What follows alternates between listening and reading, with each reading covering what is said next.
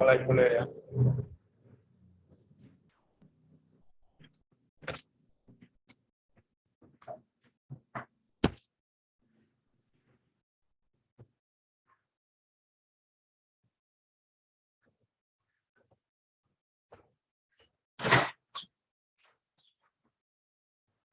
Bisa terlihat di layar kalian?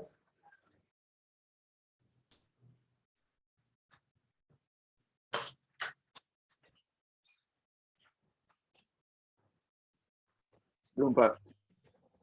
Belum terlihat.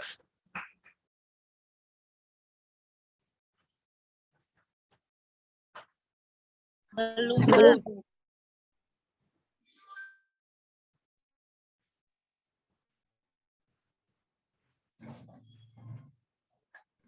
Bisa terlihat.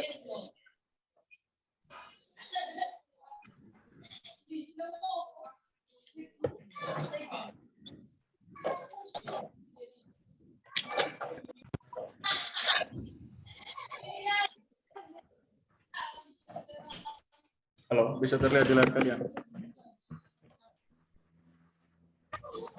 Bisa, Pak. Bisa, Pak.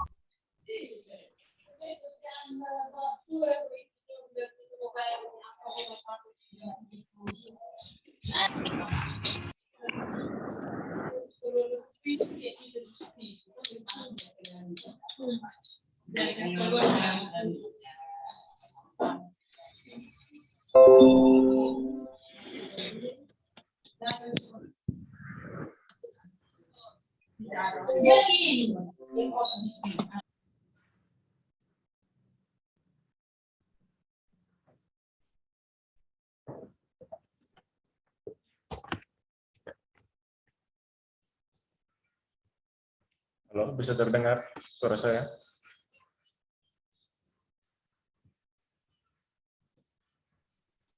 Bisa, Pak. Oke. Kita mulai dengan analisis yang namanya korelasi. Bisa, Pak. Kalian kira-kira punya relasi tidak dengan teman kalian?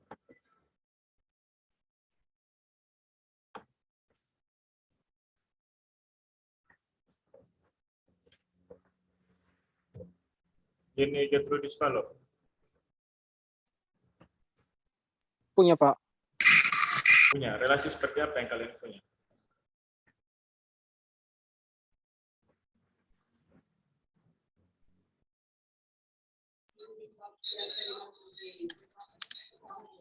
Relasi seperti apa yang kalian punya?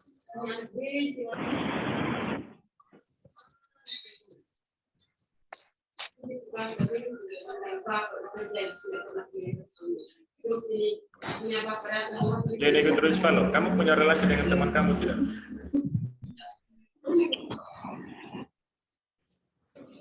Punya, Pak. Relasi seperti apa?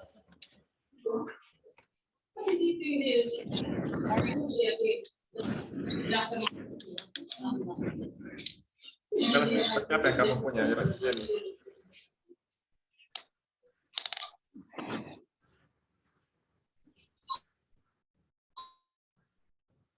halo, Yeni, bisa dengar saya tidak?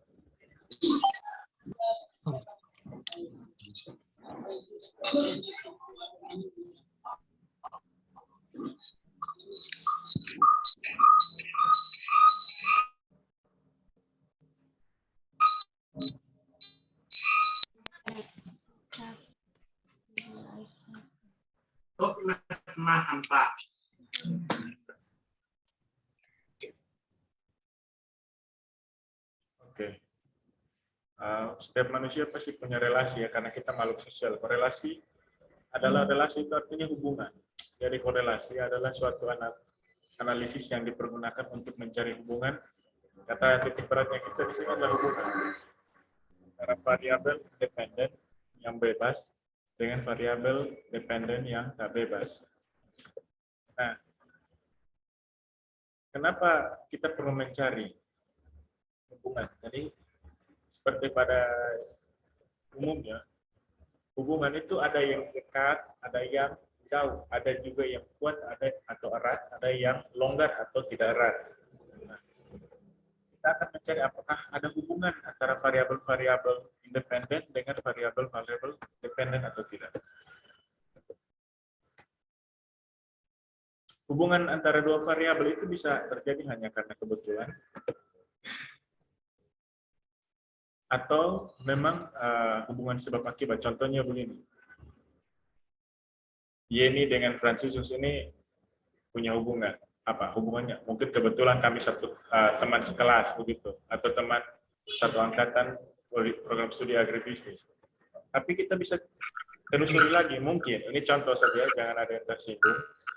Bisa saja Yeni dengan tadi Franciscus ini punya hubungan yang lebih daripada hanya sekedar teman sekelas atau teman prodi. Suara saya bisa terdengar jelas tidak?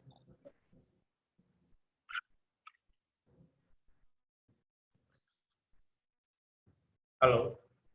Bisa, Pak. Terdengar jelas? Bisa, tidak? Pak. Jelas, Pak. Jelas, oke. Jadi contohnya tadi, Pak. hubungan itu ada yang hubungan hanya kebetulan. Contohnya kebetulan satu angkatan, satu universitas, satu fakultas, satu prodi, ataupun satu kelas. Tapi bisa kita lihat ada hubungan yang lebih bersifat sebab akibat apa? Mungkin hubungan teman dekat, atau pacaran, atau persaudaraan, atau apa. Jadi bisa banyak hubungan itu dalam berbagai bentuk yang lebih lanjut, tidak hanya sekedar kebetulan. Nah, kalian lihat dua variabel berkolerasi apabila perubahan yang lain secara teratur dengan arah yang sama atau arah yang berlawanan. Dalam analisis korelasi di samping mengukur kesesuaian garis regresi terhadap data sampel atau disebut juga koefisien determinasi atau koefisien penentu, juga mengukur keeratan hubungan antara variabel atau disebut koefisien korelasi. Nah, ini korelasi biasa disimpulkan dengan R. Dia bergerak dari antara negatif 1 sampai dengan positif 1. Jadi korelasi itu di sini netral, tidak ada korelasi kalau titiknya 0. Tapi kalau bergeser ke kiri, semakin mendekati negatif 1 itu semakin kuat. Kalau masih berkisar di sekitar 0,1, minus 0,2, minus 0,3 itu sampai minus 0,5 itu korelasinya negatif tapi lemah sampai sedang. Tapi kalau sampai 0,9 itu kuat, bahkan kalau minus 1 itu korelasinya sempurna. Begitu pula di sini. Bagian kanan 0 ini, itu kalau 0,1 sampai 0,5 itu korelasinya positif dan sedang. Bahkan ada juga korelasi yang sempurna itu satu. Contohnya begini. Kalian kalau berteman kan ada pertemanan yang positif, ada pertemanan yang negatif kan? Demetrius Nabel. Iya, Pak. Kalau pertemanan itu ada yang positif, ada yang negatif, atau semua positif, atau semua negatif? Ada yang negatif, ada yang positif, Pak. Nah, coba berikan contoh yang negatif.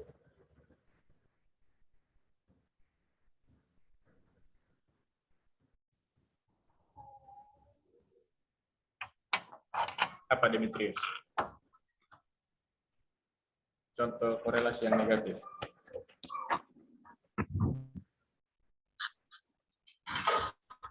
Susah.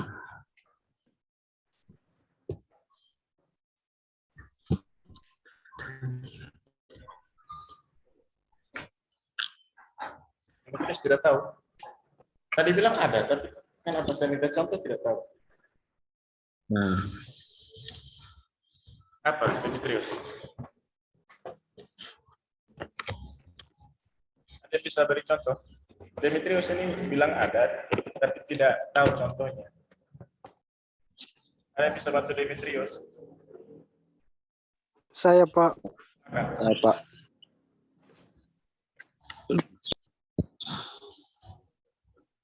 silakan, yang mau beri contoh.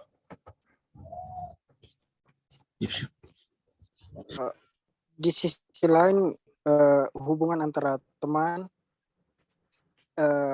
ada korelasi yang negatif dan ada korelasi yang positif. Ya. Dari korelasi negatif itu seperti ada pertemanan yang semacam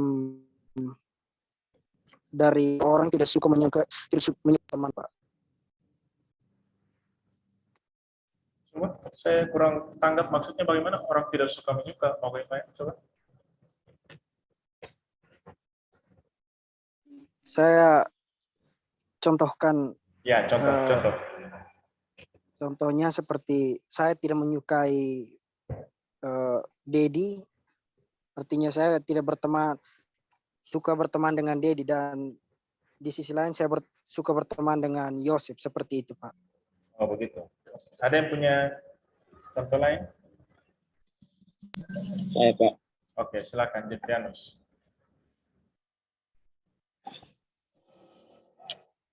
Sisi positif dan negatif. Korelasi ini dari sisi negatif, contohnya seperti teman yang bergaul dengan teman yang lain hanya untuk memanfaatkan teman yang dia bergaul sama-sama dengan dia. Untuk memanfaatkan, contohnya seperti mungkin dia ada motor, dia bilang, oh sudah, saya bergaul dengan dia supaya saya tidak susah untuk jalan ke kampus atau mungkin jalan-jalan gimana. Kalau contoh dari yang positif, mungkin bergaul tulus, artinya dalam teman kesusahan, mungkin dia bisa membantu teman untuk melewati hal susah sama-sama dengan teman. Artinya tulus bergaul dengan teman. Terima kasih, Pak. Oke. Jadi yang dua teman itu contohkan tadi benar semua. Jadi korelasi itu ada yang positif, ada yang negatif. Karena kalau hubungan yang positif itu adalah hubungan yang mengarah ke hal-hal positif. Contohnya kalian berteman untuk belajar sama-sama, kerja kelompok, saling membantu mengerjakan tugas. Kalau yang negatif itu hal-hal yang tidak baik, maksudnya hal-hal yang tidak produktif. Contohnya kalian hanya berteman untuk apa? Untuk pesta pora, mabuk-mabukan, bolos, tidak masuk kuliah, tidak ikut kerja tugas. Teman satu mau kerja tugas, yang satu bilang, buat apa kerja tugas, santai saja, nilai itu sudah pasti. Dosen suruh ini dibilang jangan ikut dosen. Nah, itu pengaruh hubungan-hubungan yang bersifat negatif. Kira-kira bisa dapat gambaran dari hal ini?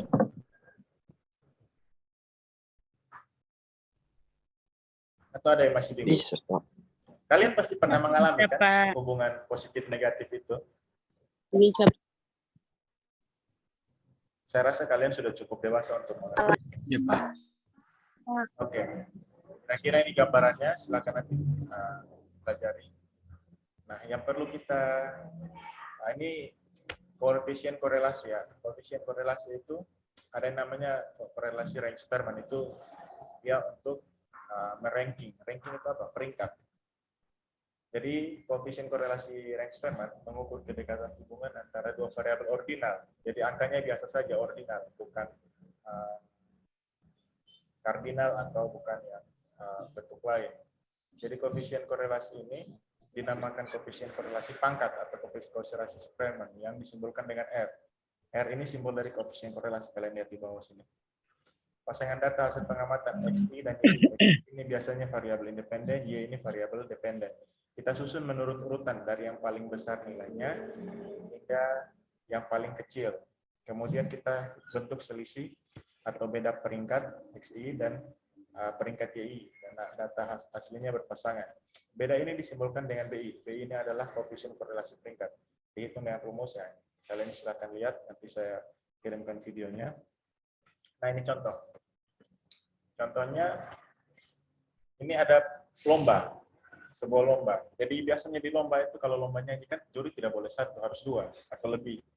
Saksi juga tidak boleh satu atau dua, supaya penilaiannya tidak subjektif tetapi objektif. Jadi ada peserta ini 8 orang, peserta A, B, C, D, E, F, G, dan H. Jurinya ada juri 1 dan juri 2. Juri 1 memberi nilai untuk tiap peserta, begitu pula juri 2. Kalian lihat di sini kan ada perbedaan. Kalian lihat. Kadang di juri 1 peserta dapat nilai tinggi, di juri 2 dia dapat rendah. Nah, di sini diminta menentukan korelasi rank. Nah, mari kita ubah. Cara mengubahnya bagaimana? Kita ranking. Yang paling tinggi di sini mana? Yang paling tinggi di sini di juri 1 siapa? Nilainya yang paling tinggi. Nilai E, Pak. Yang E kan? Pak. Oke. Oke. Kita beri Anda.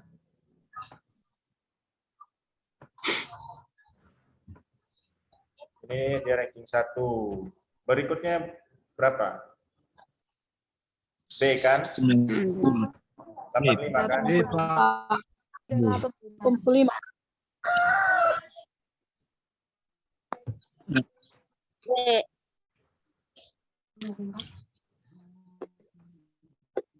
Stefania Lelo, jangan ikut menulis, nanti saya tidak bisa tulis di sini. Yang kedua, siapa?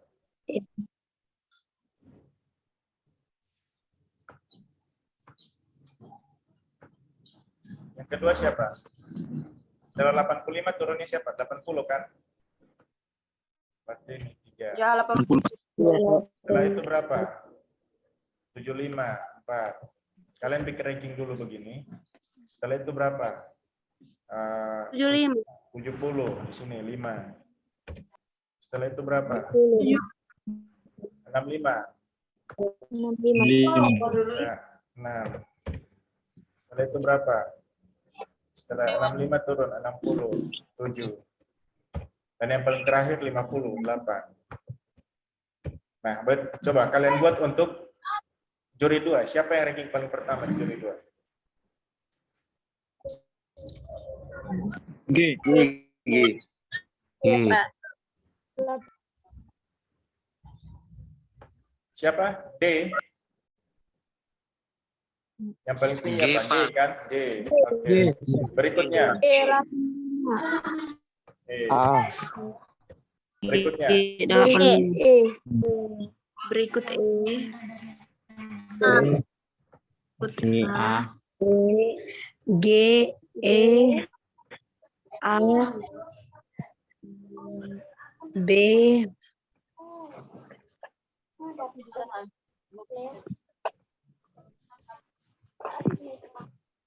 Oke. Kita sudah dapat kan? Ranking-rankingnya. Setelah itu kalian lihat.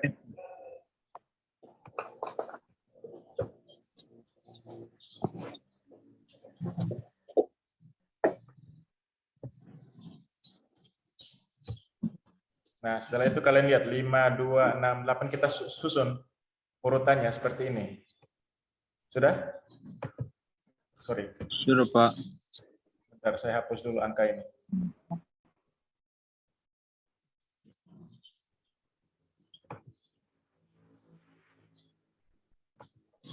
Oke. Sudah, kita sudah tahu. Ini kan hasil ranking tadi kan? Setelah itu kalian cari selisihnya. Selisihnya apa? Selisih antara 5 dan 3 berapa? Selisihnya berapa?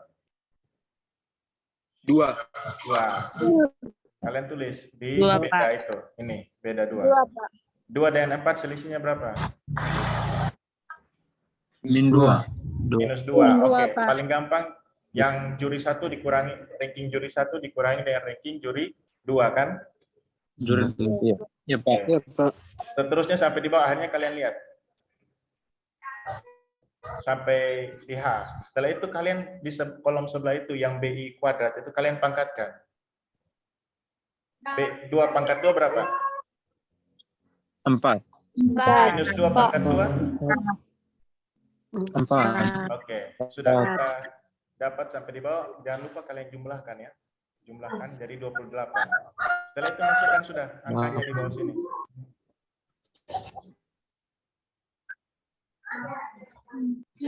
Di rumus bawah. 6 sigma dari BI. Sigma dari BI ini kan 28. Sigma itu artinya jumlah. Jumlah dari BI kuadrat. Itu 28. Dibagi dengan, ini kan 1 kurang jumlah dari 6 kali jumlah BI kuadrat dibagi dengan jumlah seluruh sampel. Jumlah sampel kita berapa?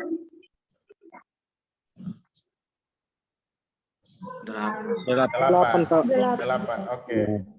8. Setelah itu dikali dengan jumlah sampel dikuadratkan dikurangi 1. Hasilnya pasti ini. Kalau kalian mau hitung manual silakan. Nanti silakan kalian hitung manual lagi. Atau saya berikan tugas, nanti baru kalian hitung manual ya. Supaya kalian berlatih. Oke, sampai di sini. Bagaimana Ya, bisa? Pak. Bisa? Tidak susah ini. Yang penting mengerti cara kerja. Bisa, Pak. Oke, kita lanjut.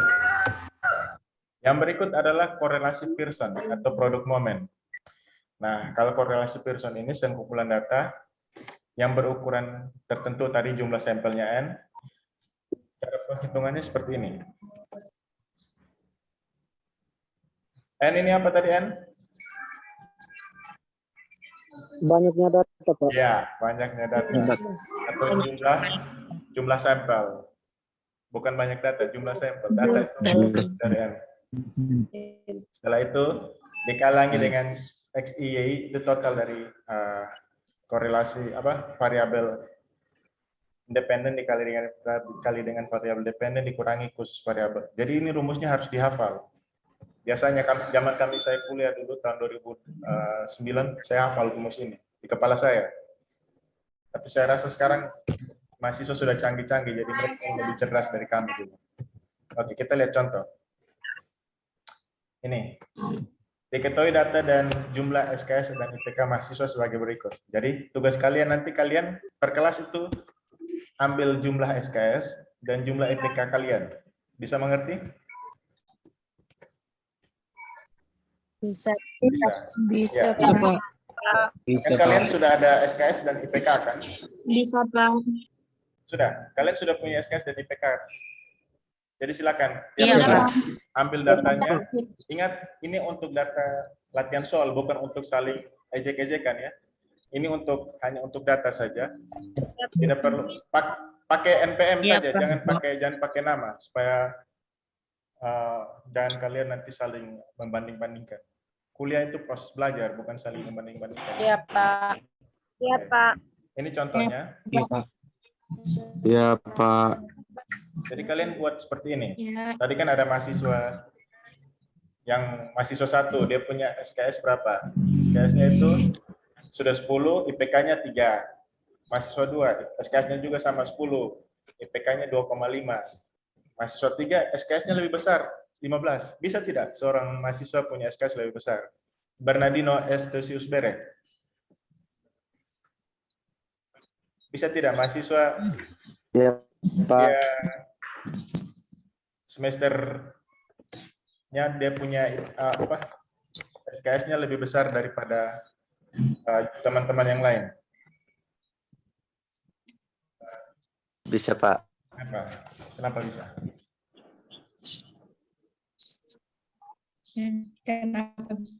Kenapa Gracia Tricia? Kenapa?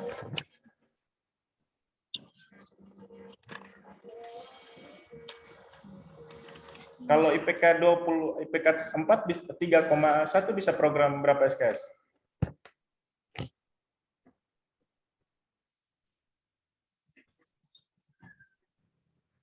Kalau IPK-nya 3,5 kan dia bisa program 24, sedangkan yang IPK 2,9 kan tidak boleh program di atas 20 SKS kan? Bisa. Ya, oleh karena itu bisa saja dalam semester yang sama SKS teman kalian lebih tinggi atau lebih banyak karena dia bisa memprogram untuk semester berikutnya atau mengambil mata kuliah di semester yang lebih atas. Jadi bisa saja itu bukan sebuah kemustahilan.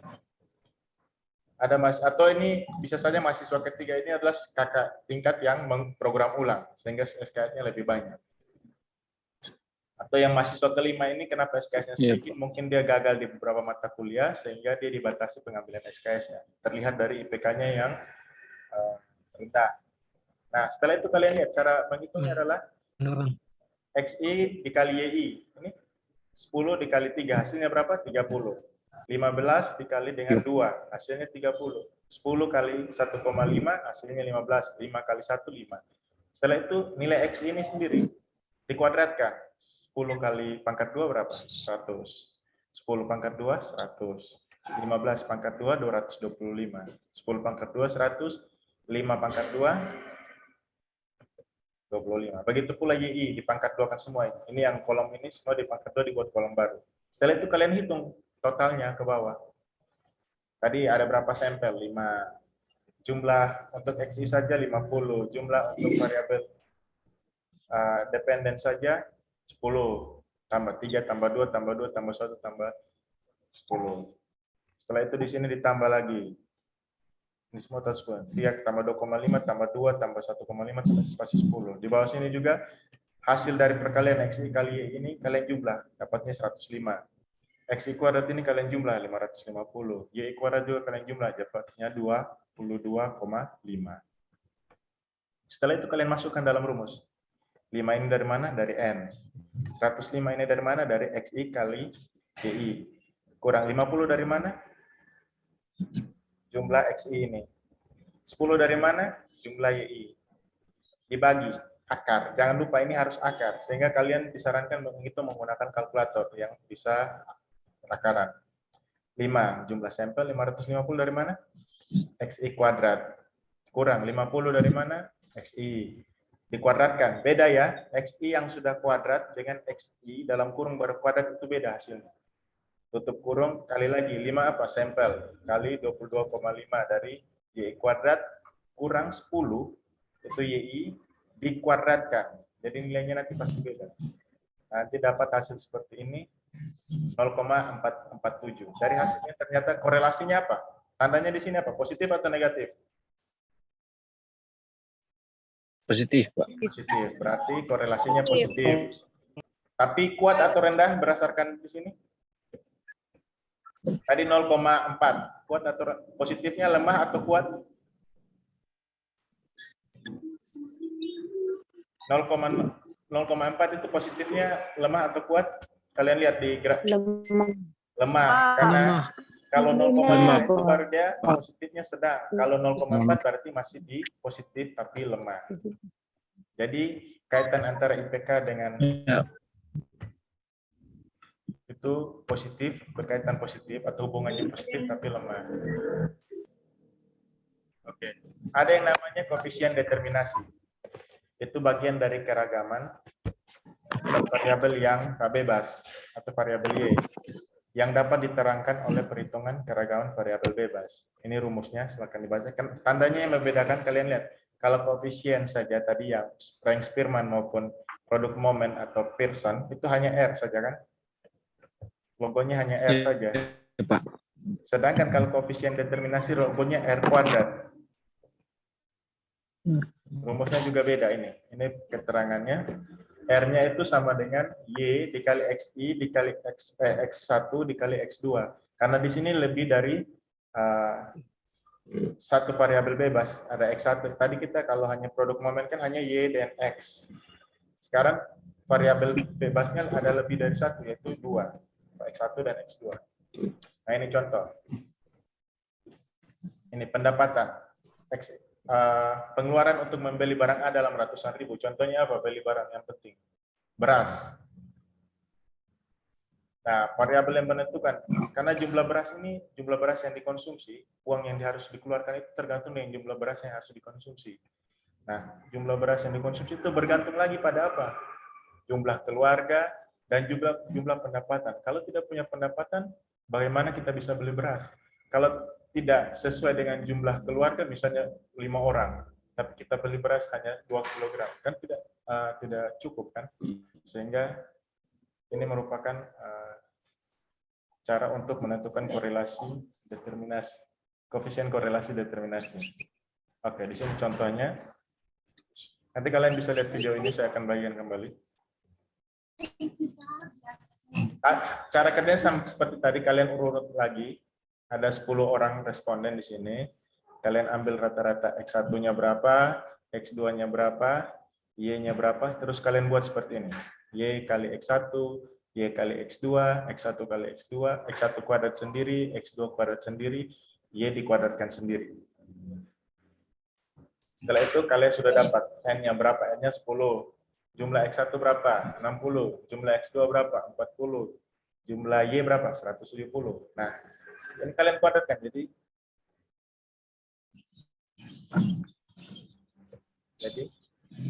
X1 kali X2. 10 kali X1 kali ya, 10 kali 23, jadi 230. Setelah itu berapa? X2 kali Y, 7 kali 23, 161. X1 kali 10 kali 7, 70. X1 kuadrat, 10 pangkat 2, 100. 7 pangkat 2, 49. 23 pangkat 2, 529. Baru kalian jumlahkan di bawah sehingga dapat angka-angka seperti yang tertera di bawah ini. Setelah itu, masukkan dalam rumus sudah. Nanti kalian bisa ikuti cara ini. Kalau perhitungan kalian benar, pasti akan seperti angka-angka ini. Tapi kalau salah perhitungan berarti akan meleset. Saya sarankan menggunakan kalkulator. Ditulis di kertas, tapi juga gunakan kalkulator supaya untuk masalah perakaran. Supaya yang dalam kurung ini dihitung dahulu. Jangan dihitung beruntur-untur. Yang di dalam kurung didahulukan, setelah itu isi angkanya, hasilnya, baru hitung yang di kurung. Nanti hasilnya begini. Kesimpulannya harus kalian bikin atau harus kalian buat. Nah ini ada contoh soal. Nanti silakan kalian kerjakan. Ini soal yang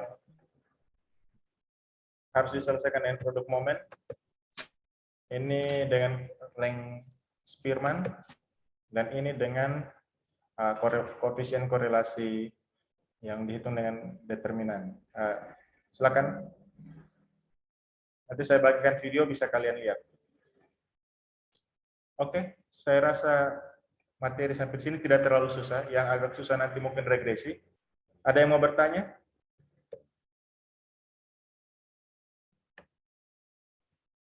Tidak ada, Pak. Tidak ada. Saya rasa cukup jelas. Nanti saya bagikan video dan linknya.